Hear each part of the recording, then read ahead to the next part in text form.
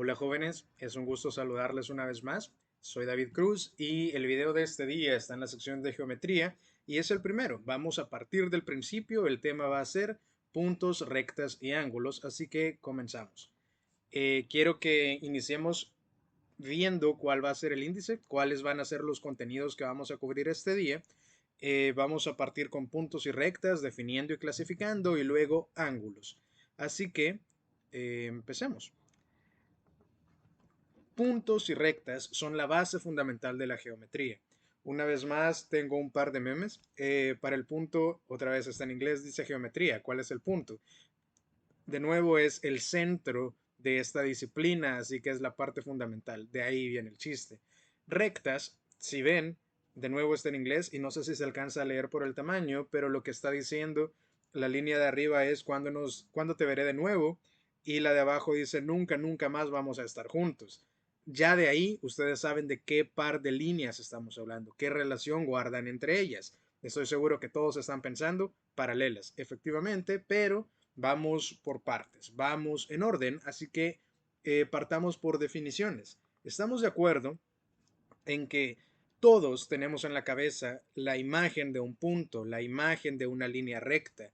Definirlo es quizás un poco más complicado. Si vemos un punto o una línea recta, sabemos en automático qué es eso, pero ¿cómo se definen? Partamos por ahí. Les propongo estas definiciones. Para el punto vamos a decir que es el elemento base de la geometría que indica posición y que no tiene dimensiones y que también es definido como la intersección de dos líneas. Partamos por ahí. Si decimos que no tiene dimensiones, significa que aunque ustedes se acerquen mucho, mucho a un punto que dibujen con un lápiz en sus cuadernos, eso va a tener dimensiones, tal vez muy pequeñas, tal vez no apreciables al ojo humano sin ninguna herramienta, pero definitivamente ese punto que ustedes ponen ahí sí le podrían sacar perímetro, área, etcétera, aunque sería un área muy, muy pequeña. Pero teóricamente el punto carece de dimensiones, ¿sí? La recta, por otro lado, es el primer elemento geométrico con una dimensión. A partir del siguiente video, todo lo que vamos a cubrir con figuras geométricas ya son figuras de dos dimensiones, son figuras planas. Y ustedes saben que también hay partes de la geometría que se dedican a las figuras tridimensionales, tres dimensiones. Pero en este punto estamos hablando de ninguna dimensión, el punto no tiene ninguna dimensión y la recta tiene solo una. Me dicen que la recta es una sucesión ininterrumpida de puntos con una misma dirección. Esta parte de la definición es la que nos separa las rectas de una curva, de cualquier cosa. El elemento que está sobre la ñ, la virgulilla, es una curva. ¿Por qué? Porque los puntos no siguen una sola dirección, siguen varias en diferentes momentos. Pero vamos a decir que la recta es la sucesión ininterrumpida de puntos en una misma dirección. Por eso es recta. Por eso tenemos esta noción en la cabeza de que va hacia un solo lado. Tiene una única dimensión, que es la longitud, como les decía, el punto ninguna, la recta 1, la longitud. Es infinita, no posee principio ni fin y la define en dos puntos. ¿Qué significa esto? Ustedes ya lo han visto. En el plano cartesiano, si yo les doy dos puntos, ustedes son perfectamente capaces de encontrar la línea que pasa por ellos. Y cuando me dicen que es infinita, en sentido estricto lo son, no tienen un principio o un fin. Acá no lo he incluido, pero hay elementos o subelementos de una recta donde yo la puedo acortar. Es decir, quiero que empiece de acá y que de aquí para acá no tenga fin o acortarla por ambos lados. Cuando ustedes dibujan un cuadrado, lo que están haciendo es usar una línea recta acotada, ¿sí? Empieza aquí y termina acá. Entonces, en sentido estricto, las rectas no tienen principio ni fin, pero por conveniencia se pueden acortar. Ahora vamos a clasificar, vamos a hablar de los tipos de recta. Siempre que hablemos de una clasificación de tipos de cualquier elemento, ustedes se tienen que preguntar tipo según qué criterio. En este caso, el criterio va a ser según su relación con otras rectas. Y vamos a hablar de las paralelas, como el dibujo o el chiste del principio. Ustedes saben que dos rectas son paralelas si no tienen ningún punto en común, ¿sí? Y a eso hacía referencia el chiste, que no comparten ningún punto, no van a estar juntas en ningún momento, se van a seguir prolongando de manera indefinida sin jamás cruzarse. Luego tenemos rectas secantes en ciertos libros de textos, en otros contextos se les llama también transversales y son aquellas que tienen un punto en común. En otras palabras, se cortan. Pero también es importante saber que dependiendo de cómo se cortan hay un caso especial, que son las perpendiculares. Este concepto es fundamental, jóvenes. Entender qué significa perpendicularidad es muy importante para todos los temas que vamos a ver de aquí en adelante, así que espero que esto quede claro. Vamos a decir que son perpendiculares cuando se cortan en un ángulo de 90, de esta manera. En otras palabras, las perpendiculares son un tipo especial de rectas secantes o transversales, porque se cortan, sí, como las secantes, pero se cortan de manera especial, se cortan formando ángulo de 90. Ahora vamos a hablar de ángulos. Ahora sí, un chiste por fin en español. Este dice, asegúrate de enfocar bien esta parte, mira que es mi mejor ángulo. No es un chiste muy gracioso, pero sabemos a qué hace referencia. Yo sé que todos tienen nociones de qué es un ángulo. Una vez más, quizás definirlo no sea tan fácil en el primer intento, pero todos tenemos una noción y cuando vemos un ángulo sabemos que se trata de uno. Pero partamos definiendo. Dice que vamos a considerar el ángulo como la abertura entre dos semirrectas. Pausemos ahí. Vean lo que está entre paréntesis. Dice que las semirrectas son rectas con origen, lo que les decía hace un momento. En sentido estricto, las rectas no tienen principio ni fin, pero por conveniencia, yo puedo decir que voy a asignarles un origen. Y aquí lo que ocurre con estas dos semirrectas es que comparten ese punto de origen. Tienen un punto en común que se llama vértice. Ahí está el dibujo de un ángulo clásico que todos ustedes conocen. Esto de acá sería el vértice y estas dos líneas serían las semirrectas. ¿Por qué semirrectas? Porque no se prolongan indefinidamente. Ambas empiezan acá. Esta sigue hacia acá, hacia acá, hacia acá. De hecho, podríamos poner el símbolo de flecha para indicar que esto no se detiene necesariamente. Y lo mismo pasa con esta horizontal. Pero, ¿qué cosas sí sabemos? Que parten de acá, tienen un origen. Ahora, vean que en el índice he puesto definición y notación. ¿Qué es notación? ¿Cómo me refiero a estas figuras? ¿Cómo vamos a denotar un ángulo? ¿Cómo lo vamos a nombrar? Hay, por lo menos en este caso, dos opciones. Vean, primero, poner el símbolo de ángulo. Eso siempre ayuda para que no nos perdamos. Y vean la forma en la que lo nombré. Estoy haciendo uso de los puntos que me están dando, D, A y E. Ahora les pregunto, ¿es esa la única forma de nombrarlo? No, puedo nombrarlo así también. ¿Cuál es el elemento común entre ambas formas? Que la A siempre está al centro. ¿Por qué? Porque la A es el vértice. En tanto ustedes dejen la letra que represente al vértice al centro, cualquiera de las dos es correcta, ¿sí? Entonces así es como nos vamos a referir a los ángulos. Ahora, medición. La medición, ustedes saben que el sistema sexagesimal es el que más se utiliza. El que conocen, qué sé yo, desde tercer grado, cuando sus papás les compraron los transportadores y su profesora los ponía a dibujar ángulos, pues ahí estaban utilizando sistema sexagesimal, los grados sexagesimales. Sabemos que la unidad de medida, el grado, es la 360ª parte de una vuelta completa, ¿sí? De nuevo, grado es una de esas cosas que utilizamos todo el tiempo, todos sabemos que son, pero al intentar definirlo quizás sea difícil. Una forma de definirlo es esa. Cada una de las 360 partes en que se divide un círculo, una vuelta completa. Ahora, hay otros sistemas. Ustedes saben que según el Sistema Internacional de Unidades, probablemente también han dedicado algo de tiempo en sus clases de matemáticas a ver este caso en particular, se utilizan los radianes. Y nos dice que un radián es la unidad de este sistema y una vuelta completa, el círculo completo, equivale a 2 pi radianes. ¿Qué significa eso? 2 por pi, 2 por 3.14 es como 6.28 y así. Significa que en una vuelta completa hay 6.28 y algo de radianes. No 360 como en los grados, sino 6.28 algo. Es un poquito confuso. En este curso no vamos a cubrir esa parte. Obviamente en sus cursos cuantitativos más adelante sí lo van a llevar, pero aquí no vamos a cubrirlo, simplemente quiero que se entienda. Y esta es una descripción quizás un poquito más intuitiva. Un radián equivale como a 57 punto algo de grados, pero ¿por qué? ¿Cómo se define?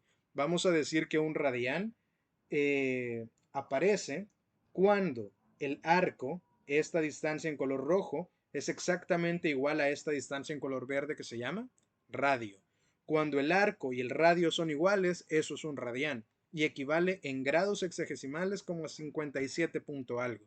No se suele expresar así porque se prefiere utilizar la expresión pi radianes, pero si queremos hacer la traducción a grados hexagesimales, pasa por ahí, pasa por esa equivalencia. Una vez más, no nos vamos a centrar acá, pero yo sé que ustedes ya han cubierto eso en sus clases, pero aquí no lo vamos a cubrir. Ahora, la clasificación de los ángulos. Como les dije hace un momento, siempre que les hablen de clasificación, de taxonomías, siempre ustedes deben preguntar según qué criterio. Porque en este caso, al hablar de ángulos, yo tengo varias categorías, pero pueden ser en función de varios criterios, de varios elementos.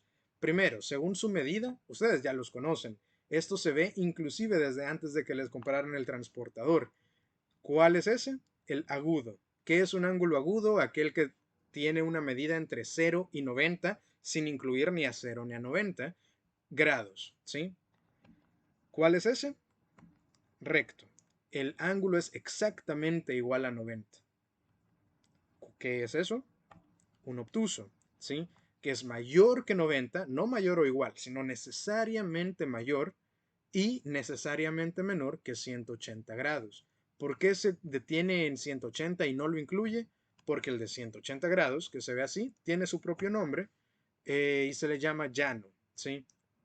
Ahora, estos son los tipos de ángulos según su medida. Sin embargo, yo puedo empezar a crear otras categorías. Vean la segunda, según su suma. ¿A qué nos referimos con eso? Hay dos, complementarios. ¿Qué son ángulos complementarios? Aquellos que al sumarse dan 90. Ese sería un ejemplo. Ahí se ha dejado un espacio entre ambos para que se distinga que son cosas diferentes, pero ese espacio no debería estar ahí. Es decir, ustedes saben que están pegaditos, es decir, compartirían un lado y el punto para llamarles complementarios es que sumen 90 grados. Ahora, se utiliza este dibujo como clásico, pero en realidad no tienen por qué ser dos. Si hay tres ángulos que sumen 90, a los tres se les llamará complementarios también. Y si estamos hablando de complementarios, ¿cuál va a ser la otra categoría? Ya todos lo saben. Suplementarios, que en lugar de sumar 90 suman 180. Se ve así. Una vez más, aquí estoy usando dos como el ejemplo más básico, pero si tengo siete ángulos que juntos suman 180, también se les llamará complementarios. Por último, hay otra categoría acá, según su relación espacial. ¿Cómo así? Veamos el primero, adyacentes y consecutivos. Se les llama adyacentes a un par de ángulos que comparten un lado. Vean acá, tengo los he nombrado. Este en color verde es alfa, este en color amarillo es beta, este en color rojo es gamma. Son nombres arbitrarios que le puse solo para que sea claro de qué estoy hablando. Y vean, por ejemplo, el ángulo alfa y beta. Estamos de acuerdo en que comparten un lado, comparten este lado de acá. Este lado de aquí es compartido por beta y gamma. Entonces, ¿eso qué significa? Que alfa y beta son adyacentes porque comparten un lado, porque están pegados, porque están juntos. Cuando tengo varios juntos, les vamos a llamar consecutivos. Entonces, ¿qué significa? Podemos decir que alfa, beta y gamma son consecutivos porque no hay espacios entre ellos, porque van uno detrás del otro, pero para hablar de adyacentes, solo son adyacentes alfa y beta y gamma. Fíjense bien, alfa y gamma, el verde y el rojo, no son adyacentes porque ellos no comparten lado. Comparten un lado, cada uno, con beta, pero no entre sí. Entonces, alfa y beta y gamma son adyacentes, pero los tres juntos son consecutivos. Y finalmente, opuestos por el vértice. Muy útiles. Van a aparecer en un montón de ejercicios porque cumplen una propiedad importante que ustedes le están viendo acá. La manera y los colores en que se han nombrado nos está indicando eso, que vean, estos dos en color rosado, C y D, tienen el mismo color porque tienen la misma medida. A y B también van a tener la misma medida por ser opuestos por el vértice. No he incluido aquí una definición, pero si tuviésemos que definir los ángulos opuestos por el vértice, diríamos que ocurren cuando los lados de uno son la prolongación de los lados del otro. ¿Qué estoy diciendo? Este lado de acá, que le pertenece al ángulo A y al ángulo C, es la prolongación de este lado de aquí, que le corresponde al ángulo D y al B, ¿sí?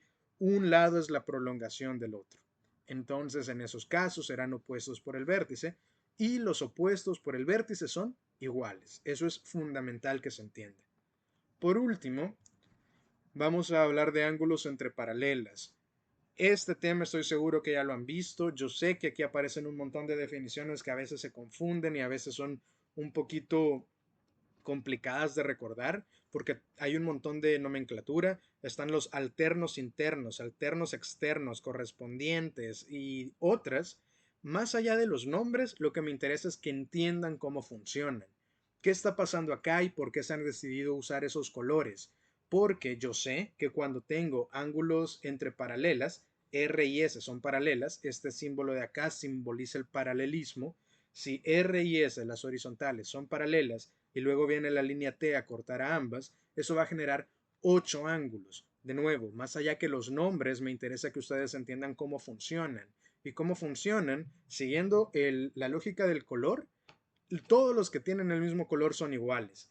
B, C, G y F en color verde son iguales y A, D, E y H, como estoy poniendo acá, en color amarillo, son iguales. Este par de cuartetos de ángulos son iguales entre sí. Y el hecho de que estén sobre líneas horizontales también nos da más información. ¿Qué pasa si yo, por ejemplo, les pregunto por la suma de A con B? ¿Cuál es esa suma si están ambos puestos sobre una línea recta? ¿Qué pasa por estar sobre una línea recta? Son suplementarios y por lo tanto su suma es 180, ¿sí? Eso no necesito que haya números ahí para que me lo digan. Eso yo lo tengo que tener claro. Si están sobre una línea recta, son suplementarios y por lo tanto suman 180 grados. Una forma de escribirlo es esta, que así como A más B da 180, cualquier posible combinación lo va a hacer.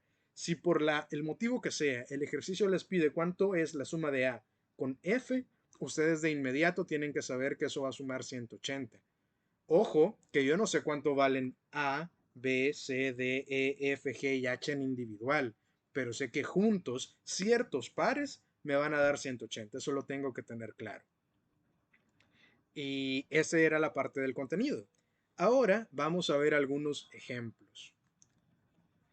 Para los ejemplos, me cambio de lugar para que ahora el foco esté sobre el ejercicio o el ejemplo y empecemos. Vean, me están pidiendo que proporcione la medida del complemento de cada ángulo. ¿Cuáles eran los ángulos complementarios? Los que suman 90. Entonces, vean el primero, me dice cuál es el complemento de 23. ¿Cómo hago eso? Lo que le haga falta para 90. Esa es literalmente la definición de la resta, de la sustracción. 90 menos 23 es lo único que tengo que hacer y eso me da 67. A ver, verifiquemos. Sí, 67. Entonces decimos que el complemento de 23 es 67. Fin.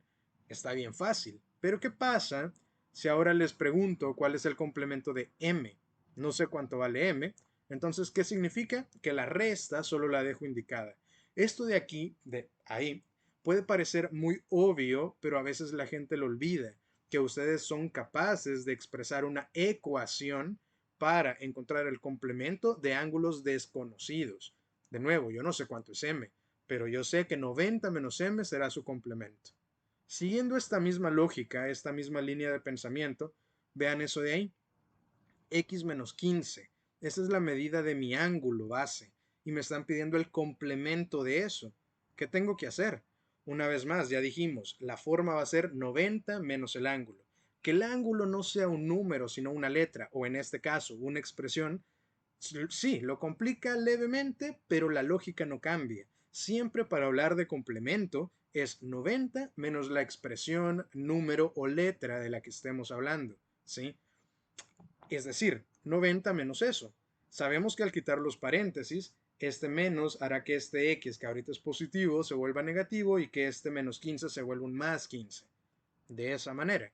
Ahora, 90 y 15 son números, así que se pueden operar, y eso me lleva a 105 menos x. Alguien podría decir en qué contexto realista esto me puede servir. Imagínense que esto de acá es una función, qué sé yo, para un piloto de avión que tiene, que se le entrega una dirección. Las direcciones en la navegación náutica y aérea se dan con ángulos, quizás no ángulos como este, ángulos con muchos más decimales o con otros formatos, pero se dan con ángulos. Entonces imagínense que él recibe una dirección, pero él sabe que cualquier dirección que reciba le tiene que restar 15 grados porque, qué sé yo, se tiene que desviar en esa medida exacta para llegar a cierta área, a la área que se encuentre a 15 grados de su lugar de destino original, por el motivo que sea.